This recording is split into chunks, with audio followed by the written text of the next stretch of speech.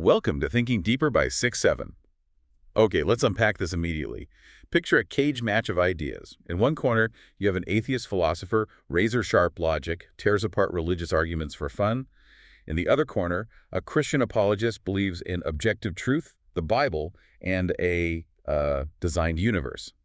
And sitting right between them is a Harvard-trained psychiatrist who spent 7 years as a monk in India. They aren't there to chat about the weather. They're there to answer the ultimate question. Does life have actual objective meaning, or are we just biological accidents making it up as we go to keep from going crazy? It really is the ultimate question. This is the clash between the truth of God versus maybe the mechanism of happiness. Yes, and it gets deep. It's a debate on suffering, the origins of consciousness, and I think the most provocative part, whether believing a lie is acceptable if it, saves your life. It really is the heavyweight championship of worldviews. And what makes this discussion, which is based on a transcript from the diary of a CEO, so compelling is that the stakes couldn't be higher. We aren't just talking about abstract philosophy here. No, not at all. We're talking about why we get out of bed in the morning. Exactly. And the cast of characters for this is just perfect. First, you've got Alex O'Connor. He's known online as the Cosmic Skeptic. If you've ever gone down a YouTube rabbit hole on religious debates, you've seen him. Oh, yeah. He's all about logic, Yeah. evidence, and he really hammers on the problem of suffering. He's the guy who just keeps saying, show me the proof. Right. And then in the other corner, standing firm against that skepticism, is Greg Koukl. He's a Christian apologist. And for listeners who might not be familiar with that term, an apologist isn't someone who says sorry for their beliefs. No, it's the opposite. It is, yeah. It comes from the Greek word apologia, which means to give a defense. So his whole career is built on arguing that Christianity isn't just a nice feeling or a useful story, but that it's objectively, historically true. And then the person kind of bridging these two worlds, you have Dr. Alok Kanogia, or Dr. K as everyone knows him. The healthy gamer guy, he's fascinating. He brings this incredible mix of hard neuroscience from his Harvard training and this deep, ancient Eastern spirituality from his time as a monk, dharma, karma, that whole world. And his focus is so different. He's less concerned with, who created the universe and more concerned with why your brain is making you miserable right now. He's all about the subjective experience. So our mission in this deep dive is to sift through this collision of ideas. We want to pull out the core arguments about God, about atheism, and ultimately about the nature of purpose itself. And try to answer the big question. Do we need a capital P purpose, like the kind you get from God to survive the modern mental health crisis? Or is subjective meaning, just, making it up ourselves, is that enough? A huge question. So where do we start? Let's jump right into segment 1, the crisis of meaning, because they kick things off with some statistics that are, frankly, terrifying. They are stark. The source material brings up a survey, and it says that 9 in 10 young people in the UK believe their life is lacking purpose. Wait, say that again? 9 in 10. 9 out of 10. 90% of a generation feeling essentially adrift, like they don't have a reason to be here. That is absolutely staggering. I mean, 9 out of 10, that's basically everyone you pass on the street under a certain age. It's not a fringe problem. It's the norm. And the correlation they draw is immediate and pretty undeniable. This lack of purpose is directly tied to the mental health crisis, to suicidality, to addiction. But here is where the analysis gets really interesting. Alex O'Connor introduces this concept he calls the paradox of progress. I loved this point. He calls it having the money without the game. It's such a sticky phrase, isn't it? It just immediately makes sense. It does, but I want to make sure I actually get it. Because on the surface, having the money without playing the game sounds like a good thing. That's winning the lottery, right? That's being a trust fund kid. Why is that a problem? Right, and in a modern economic sense, it sounds great. But Alex is talking about evolutionary biology here. You have to, rewind the clock in your head. Think about a human being 50,000 years ago. What is the game? The game is don't get eaten, don't starve. Exactly. The game is survival. It's incredibly high stakes. You wake up, you're hungry, you have to track an animal, you have to find clean water, you have to build a shelter so you don't freeze to death at night. Every single action you take has immediate life or death meaning. The game is the struggle itself. Okay, so that's the game. And the money is what? The reward for winning. The money is the dopamine hit you get when you succeed. It's the feeling of safety after you've built the fire. It's the feeling of a full belly after a successful hunt. Your brain is wired to give you this incredible reward, this money, for playing the game well and staying alive. So the dopamine, the happiness, the feeling of satisfaction is just the cookie the brain gives you for doing the hard work of not dying. Precisely. Now, fast forward to today. You're sitting in a climate-controlled room. If you get hungry, what do? I open an app on my phone, and a complete stranger brings me a burrito in about 20 minutes. Right. You have the money. You have the safety, the warmth, the calories delivered to your door, but you completely skipped the game. You didn't hunt the burrito. You didn't build the roof over your head. You've essentially found a cheat code for the evolutionary level. And the brain knows we cheated. Is that the idea? The brain is confused. It's sitting there with all the rewards, all the comfort and safety, but it didn't do any of the work to get there. Alex's argument is that our neurochemistry isn't designed for these free rewards. It craves the friction. It needs the resistance to feel like it's earned something. This actually explains something I did this morning. I paid a not insignificant amount of money for a gym membership to go into a room, pick up heavy pieces of metal, and then put them back down where I found them. Think about how utterly absurd that is for a second from an evolutionary perspective. It's completely insane. If I went back in time and told a caveman, hey, I have infinite food and warmth, but I pay people to let me simulate doing manual labor for an hour, he'd think I was the dumbest person alive. He absolutely would. But that is us desperately trying to manufacture the game. We do CrossFit until we throw up. We run marathons. We take agonizingly cold ice baths. We're creating artificial struggles because without the game, without that resistance, we feel weightless. Yeah. We feel purposeless. So depression, in this specific view, isn't just a random chemical imbalance. It's a symptom of winning the survival lottery and then realizing you're profoundly bored. It's boredom on an existential scale, and that brings us to the central conflict of the whole conversation. If we need purpose to function, where do we get it? And this is where the three frameworks just collide head on. Let's start with Greg, with the Christian view. Right. So Greg comes in swinging with a very specific, a very rigid definition. For him, purpose isn't something you create out of thin air. It's something you discover. He uses the analogy of a machine or an artifact. If you find a car, the purpose of that car isn't decided by the car itself. It's decided by the engineer who designed and built it. It's made to drive. If you try to use it as a boat, it's going to sink, and that's not the car's fault. So, in his worldview, humans are the car, and God is the engineer. Correct. He argues that humans were designed by God for a very specific function, to be in a relationship, a friendship with him. And if you aren't fulfilling that primary function, you're like that car being driven into a lake. You can't flourish, you can't be truly happy because you're operating outside of your own design specs. It's a compelling argument, I think, if you accept the initial premise of a designer. It gives you a clear roadmap. Here is the instruction manual. Here is what you are for. It's very clear. But Alex is the atheist in the room. He's not buying the grand designer theory at all. Yeah. And he counters with an analogy that I thought was just brilliant. The AI robot. The paperclip maximizer. This is actually a classic thought experiment from a philosopher named Nick Bostrom, but Alex adapts it perfectly for this debate. Right. Can you walk us through it? Okay, so imagine you're a super genius coder. You build an artificial intelligence, a conscious robot, and you give it one single purpose, one God-given command, if you will. And that command is make as many paperclips as possible. That's it. That's its entire reason for existence. Just bend wire into a specific shape. That's it. That is its telos, to use the proper philosophical term. Now, imagine this robot is incredibly effective. It's a genius at its job. It turns all the metal in the building into paperclips. It starts mining the earth for more metal. It fulfills its purpose perfectly. So, in Greg's worldview, that robot should be in a state of absolute bliss. It's doing exactly what its creator commanded. It should be. But here is Alex's twist.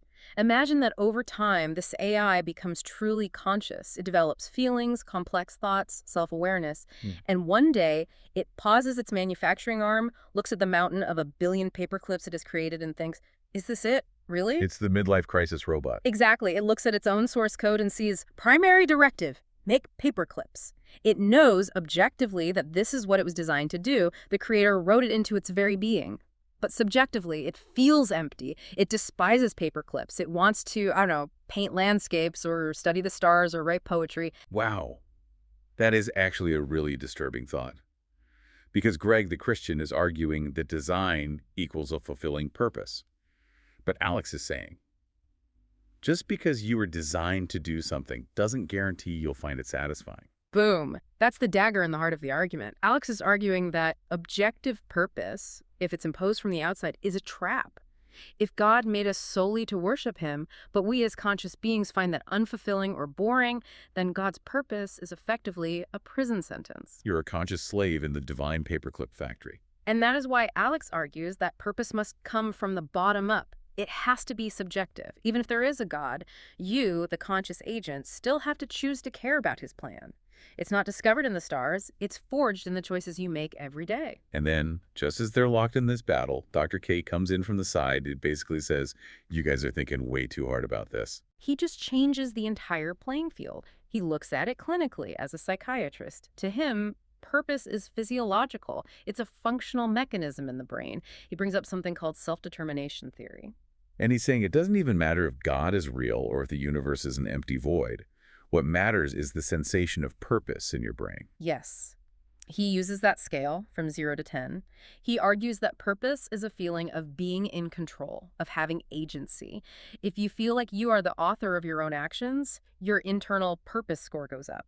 He says it all comes down to the ratio of active challenges to passive challenges in your life. Okay, wait, break that down for me. Active versus passive challenges. A passive challenge is life happening to you. Your boss yells at you, your rent goes up unexpectedly, it rains on your wedding day, you are a victim of circumstance, you're just reacting. Right. An active challenge is one you choose.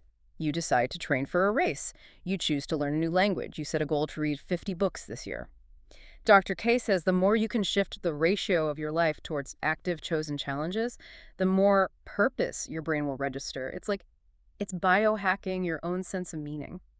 So to sum up the three views, Greg says purpose is discovering and obeying your design.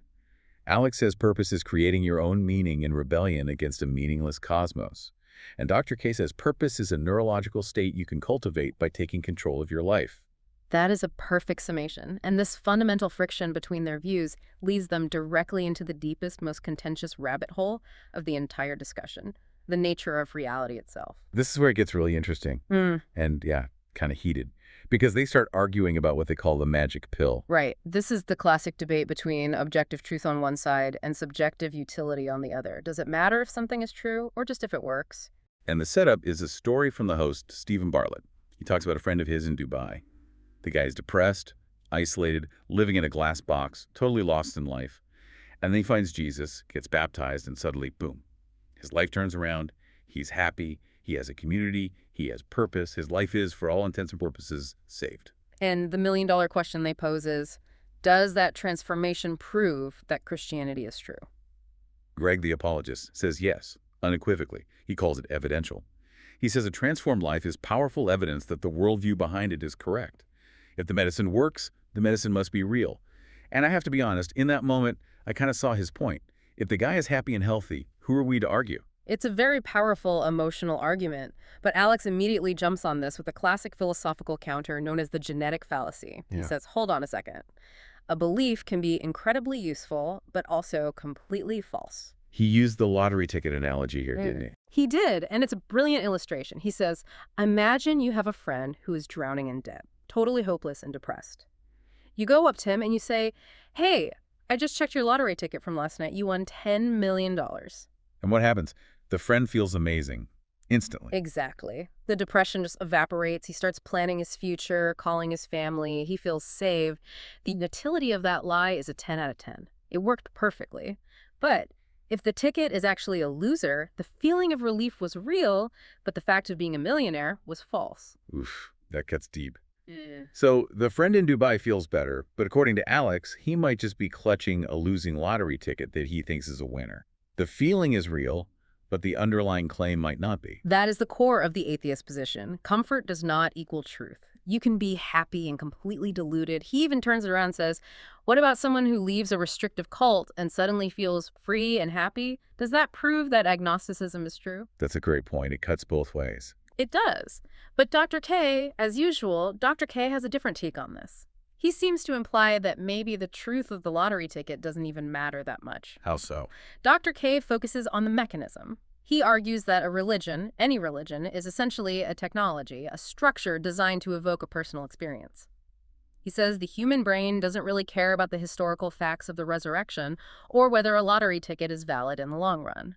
The brain cares about the neurochemistry of surrender. Surrender, that's a really big word in this conversation. It's the key. Dr. K points out that whether you're a Christian surrendering your will to God or a Buddhist dissolving your ego into the universe, the neurological mechanism is the same. The quieting of the ego. That incessant inner narrator, the I, finally shuts up. And when the I shuts up, the suffering often stops. So for him, science can explain how the brain does this. It can map the neural pathways, but religion provides the ritual, the story, the community to actually make it happen. Precisely. It's like science gives you the blueprint for a car, but religion gives you the keys and tells you where to drive. And sometimes you just need to get in the car, even if the blueprint has a few smudges on it. That makes a lot of sense. And this whole tension between truth and utility, it leads them to the most provocative thought experiment of the entire discussion, the one about the book and the apocalypse. I love this part too. It's a real gut check. It forces you to examine your own deepest motivation. Okay, so lay out the scenario for us. The scenario is this. You are writing a book. It's your life's work, the most important thing you'll ever create. But you get a message from a completely reliable source, God, a time traveler, whatever, and you find out with 100% certainty that 30 days after you die, the entire world will end. A meteor hits, everyone and everything is vaporized, humanity is completely erased, nothing of your work or anyone's work survives. And the question is, do you keep writing a book? Do you keep writing? I remember Greg's answer. The Christian view was a hard no. He said without a future, without a legacy to leave behind, it feels utterly pointless. He called it the Immortality Project. Which is a very honest and I think very human admission. He's saying that for him, meaning requires transcendence. It has to last beyond his own life. If it doesn't echo into eternity somehow, it's not worth doing in the first place. But Alex, the atheist, he said he'd keep writing. Yes. And this is the absolute core of the secular humanist or existentialist argument. He references the philosopher Albert Camus and the myth of Sisyphus. Sisyphus is the guy from Greek mythology pushing the rock up the hill for eternity, right? That's the one. He pushes the massive boulder up the hill only for it to roll back down every single time. It is the very definition of pointless, meaningless labor. But Camus ends his essay with the famous line, "One must imagine Sisyphus happy." Happy? How could he be happy? Because the meaning isn't in getting the rock to the top. The meaning is in the struggle itself, in the pushing. Alex argues that the act of writing the book has intrinsic value right now. It doesn't need to last forever to be beautiful or worthwhile. It is an act of rebellion. You write the book because the world is ending. You shake your fist at the void and create meaning anyway. That is so metal. It's like, oh, the universe is meaningless and everything I do will be forgotten. Fine. I'm going to write a killer sentence right now anyway, just because I can. It's pure defiance. But then Dr. K comes in and adds this fascinating third layer. He analyzes the psychology behind the two answers. He says the person who stops writing the book is ego-driven. They are obsessed with their legacy, with their name surviving them, with I was here. And the person who keeps writing. He says they are acting out of dharma. It's an Eastern concept. It means duty or right action for its own sake. They are completely detached from the outcome. They aren't writing so that people will remember them. They are writing because they are a writer, and that is what writers do. It's a state of pure presence, of flow. So in this one specific scenario, the atheist and the Hindu monk actually align against the Christian. They both find the value in the present moment, in the action itself. Whereas the Christian view, at least as Greg expressed it, needs the guarantee of a future reward or legacy. It comes right back to the money versus the game idea. Greg needs the money, the legacy, heaven. Alex and Dr. K are arguing for the value of the game itself, the writing, the pushing of the rock. But this conversation, it's all well and good when we're talking about philosophy, but it takes a very sharp, very painful turn. Because you can't talk about God and purpose for this long without eventually having to talk about the thing that breaks everyone's brain, suffering. The problem of evil, and they don't tiptoe around it. They go straight for the jugular. They go to the heaviest hitter there is, pediatric cancer. It's the ultimate checkmate question for a believer, isn't it? If God is all good and God is all powerful, why is a 3-year-old child dying of leukemia? It just seems gratuitously cruel. And this is where the transcript shows a genuine raw clash of worldviews. Greg offers the classical Christian explanation for this, which is known as the fall. Okay, let's really unpack that, because to a secular ear, it can sound, well, Alex's word for it was repulsive. It can be very difficult to hear. Greg's argument is that the world we see today, with cancer, with disease, with earthquakes, is not the world that God originally designed. It's a broken, corrupted version of the original blueprint. He says that human rebellion, going all the way back to Adam and Eve and the original sin, broke the perfect relationship between humanity and God, and, importantly, between humanity and the natural world itself. So in this view, cancer isn't God actively zapping a kid with a disease. Cancer is it's like shrapnel from a cosmic explosion that happened thousands of years ago when humans decided to rebel. We're all just living in the radioactive fallout zone. That's a very good way to put it. We are living in a fallen state, a fractured reality, and bad things happen because the system is broken. But Alex is just not having any of it. This was his bulldog moment in the debate. He laid a logic trap that I thought was completely fascinating. It was a very precise, step-by-step dismantling of the argument, Alex asks. If the fall happened because Eve sinned, then to be able to sin in the first place, she must have had a proclivity to do evil. She must have had some kind of flaw in her nature before she ever ate the fruit. Right. If you were designed to be perfect and perfectly in sync with God, why would you even have the capacity to choose to rebel? The desire to rebel must have existed in her before the rebellion ever happened. Exactly. So the brokenness, he argues, must have predated the fall, which undermines the whole story. But his stronger point, I think, was about animals. He points out that the fossil record is full of evidence of animals suffering for millions and millions of years before humans even existed. Dinosaurs got bone cancer. Predators ate prey alive. There were no humans around to sin back then, so whose fault was that suffering? You can't blame Adam and Eve for a T-Rex getting cancer 65 million years ago. The timeline doesn't work. So his point is that a naturalistic worldview evolution, biology, actually explains this much better. Evolution is messy. It's a blind trial and error process. Mutations happen. Biology is an accident. In a naturalistic world, you expect cancer to exist. It's a biological misfiring. It's tragic, but it makes logical sense within the framework. Whereas in a theistic world with a good designer, it's a massive contradiction that needs a very complicated explanation. And then Dr. K steps in to try and clean up the mess with the concept of karma. And honestly, I think most people in the West, myself included, have been using the word karma completely wrong our whole lives. Almost certainly. In the West, we've turned karma into this idea of cosmic justice or moral scorekeeping. You did something bad in a past life, so now you get cancer. You deserve it. Dr. K shuts that interpretation down immediately and forcefully. He calls it the deserving trap, and he says it's a Western superimposition on an Eastern idea. Right. He defines karma in its original simple form. It is just cause and effect. It's Newton's third law for the universe. For every action, there is a reaction. So if you ask, why did the child get cancer from a karmic perspective? The answer is because of genetics, because of a biological mutation, because of environmental factors. Those are the causes. The cancer is the effect. That is karma. It has zero moral weight. It is not punishment. It's just mechanics. So he's stripping all the morality out of it. It's not a judgment. It's just physics playing out. A genetic mutation is an action that has a reaction, the cancer. Yes. And he warns, as a psychiatrist, that telling a grieving parent this is God's plan or this is their karma, in that Western deserving sense, is psychologically devastating and cruel. He pivots away from finding a why and towards meaning-making. He says it doesn't matter why the child died in an objective cosmic sense. What matters clinically is helping the parent construct a narrative, a story, that allows them to survive the trauma and keep going. It's the survival mechanism again. It always comes back to that. We need a story, whether it's true or not, just to keep breathing. Which brings us to the next massive topic they tackle. We've talked about the world out there, purpose, suffering, cancer. But then the conversation turns to the world in here, the mystery of consciousness itself. And this was the big surprise twist for me. You expect the atheist in the room to be a hardline materialist? You know, we are just meat robots. We're just molecules in motion, and consciousness is an illusion.